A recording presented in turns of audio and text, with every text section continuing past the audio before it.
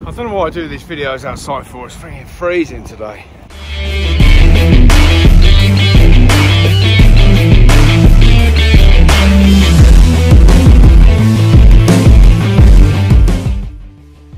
Hi, it's Andy from gymnutrition.co.uk, try not to fall over. Links to the website and socials are in the description of this video. So in today's video I want to go through my top 3 supplements. They all must have supplements, so why only top 3, not like top 6, top 10? Well, let's face it, I do go on a bit, so if it was like top 6 or top 10, the chances of any of you guys watching this video is kind of like pretty slim. It's going to be like pulling teeth, isn't it? So I'm going to stick with the top 3, so hopefully I can rattle through them quite quickly. So don't click on to the next video. Another reason I wanted to do this video is because, well, I've got a YouTube channel. I kind of thought, well, I better put something on it before I forget. So, and the next reason, probably the most important reason I wanted to do this video, is because there's millions and millions of supplements out there. I mean, I sell quite a few and so does everybody else. These supplements, it's like people get bamboozled, especially newbies, get bamboozled by the amounts of supplements that they can choose from, and they're not really sure which ones they want to buy. And let's face it, we're all on a limited budget. So let's narrow it down to sort of top 3. So these are my top 3.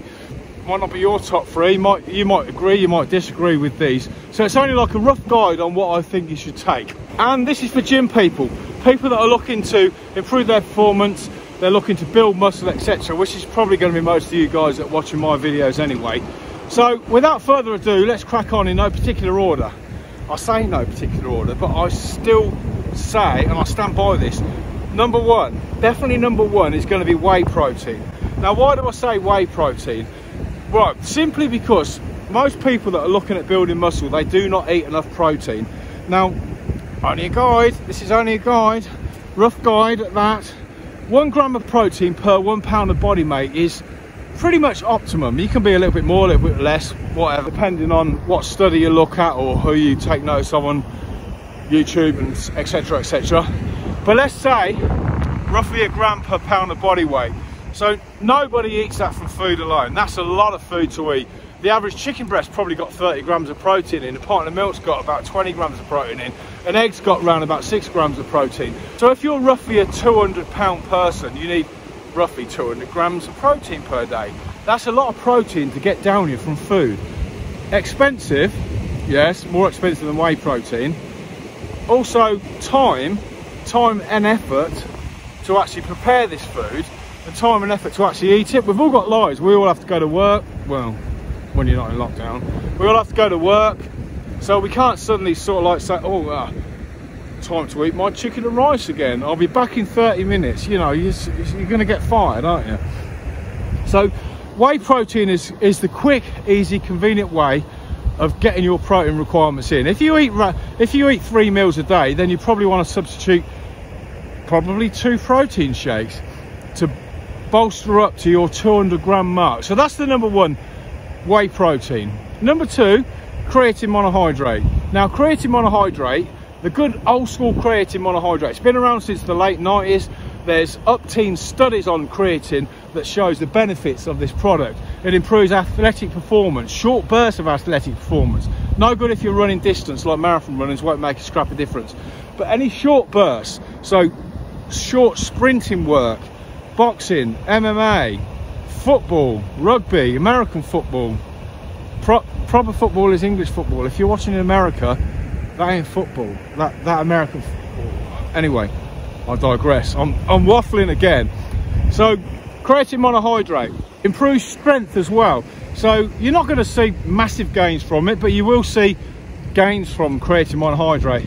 If your maximum bench press weight, say you're doing like 8 reps with your maximum, you will probably be able to do 9 or 10 when you take creatine monohydrate. So that's another way of increasing the intensity by lifting the same weight but lifting it an extra 2 reps. An extra 2 reps, that could make the difference, accelerating your muscle gains. Cheap, inexpensive. It's cheap and inexpensive, that works out the same thing, don't it? Don't cost a lot. You can bung it in your protein shakes. It does work, a little side note, it does work better with simple carbohydrates. So use like, I tend to use it when I use creatine monohydrate, I stick it in my post-workout shake. So I'll have whey protein, creatine, around about 5 grams, teaspoonful, and I'll put in some you know, like dextrose, something like along that sort of lines as well. A banana will work just the same. If you want to put it in fruit juice, the best fruit juice to put it in is grape juice. So stick it in grape juice just to get the sugar up. The sugar releases insulin. Insulin is a carrier, carries around whatever's with it. Creatine with the sugar carries it around, puts it in the muscle more efficiently than not having the sugar. So creatine monohydrate, number 2. Number 3, multivitamin and mineral. Now some people will disagree with this. I still stand by it. The reason I say a multivitamin and mineral supplement is because most people are not getting enough multivitamins and minerals. Simply put, who eats 6 portions of fruit and veg a day? Pretty much nobody. If you do, then I applaud you, but most people in the real world don't do that. And if you're eating more protein, like I've just outlined, to build muscle, then the chances are you will not be having adequate B6. The more protein you have in your diet, the more B6 you need to help assimilate that protein. And also, if you put your body under undue stress, like weight training, then your B vitamin requirements exceed what a normal person will need. So a good multivitamin and mineral is always a good idea. If you're optimizing everything, all the vitamins, all the minerals, the chances are you will feel better in yourself, you'll have more energy, better training. Yeah, so it all clicks into place. So that's my top 3 supplement suggestions. If you've got any different ones, then leave it in the comments below as usual. Please feel free to subscribe if you like my videos. If you're watching on Instagram, yes, I've got a YouTube channel, Gym Nutrition. Just put it into YouTube, it will come up, Gym Nutrition, Give it a like, leave a comment, the usual old crap. And on that, thanks very much if you got to the end. I'll speak to you on the next one.